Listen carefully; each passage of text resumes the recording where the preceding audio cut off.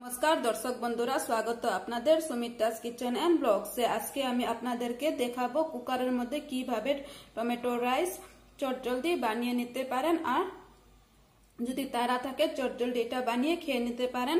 খুবই সুস্বাদু এটা আর খুবই খেতে খুবই দারুণ লাগে, খুবই টেস্টি লাগে। তাহলে আমি রেসিপিটা বানানো স্টার্ট করি। কুকারের মধ্যে টমেটো রাইস বানানোর জন্য এখানে আমি 4টা ছোট সাইজের টমেটো নিয়ে নিয়েছি। টমেটোটাকে আমি একটু এভাবে 4 ভাগ এভাবে কেটে নিয়েছি ছোট ছোট করে। আর এখানে আমি হাফ বাটি চাউল নিয়েছি। চাউলটাকে আপনারা যে কোনো চাল নিতে পারেন যেটা আপনারা ডেইলি ব্যবহার করেন।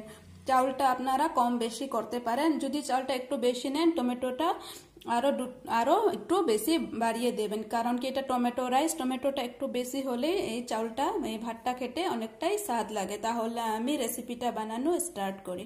কুকারের মধ্যে আমি সরষের তেল দিয়ে দিয়েছি। এখন আমি 1 চামচ আমি এখন কাঁচা লঙ্কা দিয়ে দেব। একটা কাঁচা লঙ্কা চিড়ে দিয়ে দিচ্ছি আর হাফ চামচ গোটা জিরে দিয়ে দিচ্ছি আমি।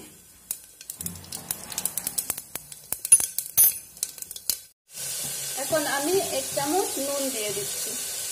টমেটোটা দেওয়ার পরে টমেটোটা দিয়ে দিয়েছি। ভালো মতন টমেটোটাকে কষিয়ে নেব।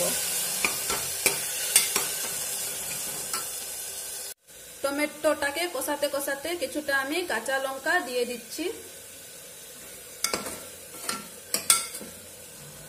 টমেটোটাকে আমি ভালো মতন কষিয়ে নিয়েছি দেখেন বন্ধুরা। এখন আমি চালটা এখানে দিয়ে দেব। চালটাকে আমি ধুয়ে নিয়েছিলাম, আপনারা ধুয়ে নেবেন একটুখানি। এখন চাউলটাকেও টমেটোর সাথে একটু ভালো মতন কষিয়ে নেব, তারপরে আমি জল দিয়ে দেব। চালটাকেও আমি টমেটোর সাথে ভালো মতন কষিয়ে নিয়েছি। এখন আমি জল দিয়ে দেব। জল আমি 2 বাটি দেব। 1 বাটি চাউল দিয়েছি, 2 বাটি জল দিয়ে দেব।